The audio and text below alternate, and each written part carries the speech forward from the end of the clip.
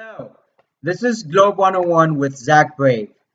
So today I would like to discuss about the Israeli election that was just held on Tuesday, and the outcome looks like Benjamin Netanyahu and his party, the Likud party, would create a coalition government to lead Israel for the next 5 years. But before I get into the ramifications of the election outcome and the results in general, I want to discuss about the political system that Israel has. So Israel has a parliamentary system, which means that the legislative branch has more power than the executive branch, and also the legislative branch is the one that directly votes for the prime minister instead of the people in mostly presidential in countries with presidential system. So the Parliament of Israel is called Knesset. It hosts 120 legislatures every election session, and from that 120, a party needs a 61 member seat to form a government. However, in Israel's election history, there has never been a single party that has won an outright majority in the Knesset. So usually, a party that wins a plurality of the votes would form a coalition government with other parties that align that have similar ideology or somehow that aligns with the party's foreign policy or economic policy. Now, when it comes to uh, this election that just occurred on Tuesday, there were three key issues that affected the outcome of the election. One is, of course, Israel's ongoing conflict with Palestine and the peace process.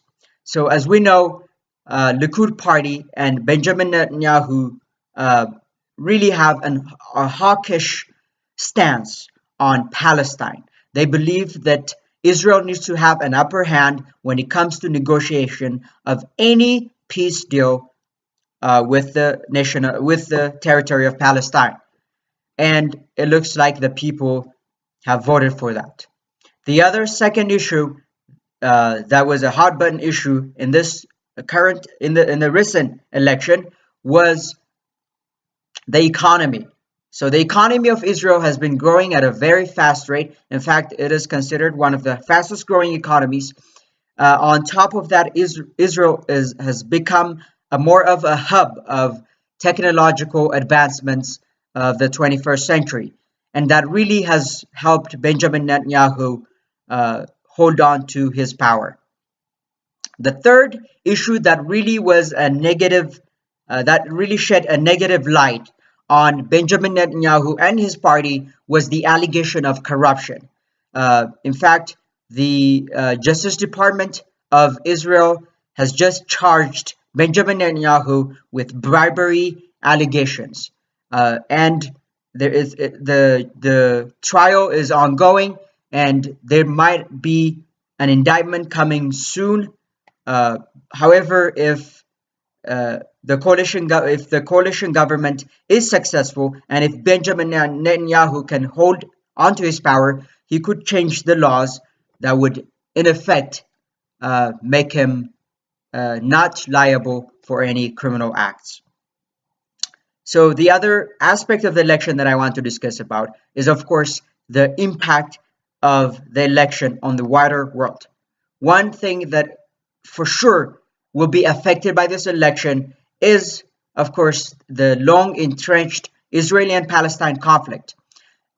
Benjamin Netanyahu, on the last minute, to prop up support from his own voters and to galvanize their support, he promised to annex the West Bank. The West Bank is a disputed area. That was occupied by Israel after the 1967 war with Palestine and its allies in the Middle East. And the occupation of West Bank is considered illegal occupation by much of the international community, and it is seen as the last piece of the negotiation in the peace process of Israel. But however, with the annexation, with the possible annexation of West Bank, it looks like the peace process for now is dead, and the two-state solution is for sure dead gone.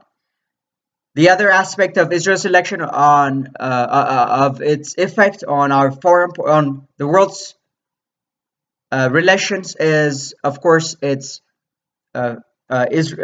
continuation of a very friendly relation with the United States. As we know, Benjamin Netanyahu has formed a personal and close relationship with the President of the United States and with his administration. Of course, the recognition of Jerusalem as the capital city of Israel, the opening of U.S. Embassy in that capital city, and the recognition of Golan Heights as the territory of Israel just 2 weeks before the Israeli election has really increased the friendship of Israel and the United States, and that will remain to continue.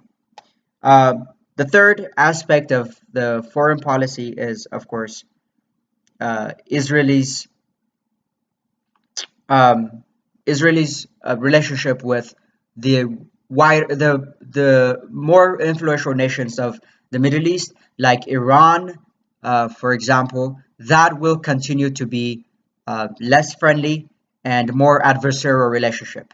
So that is my brief take on what went on in Israeli election, the outcome, and also Israel's election outcomes influence on the wider world. So thank you for listening to me, and have a blessed weekend.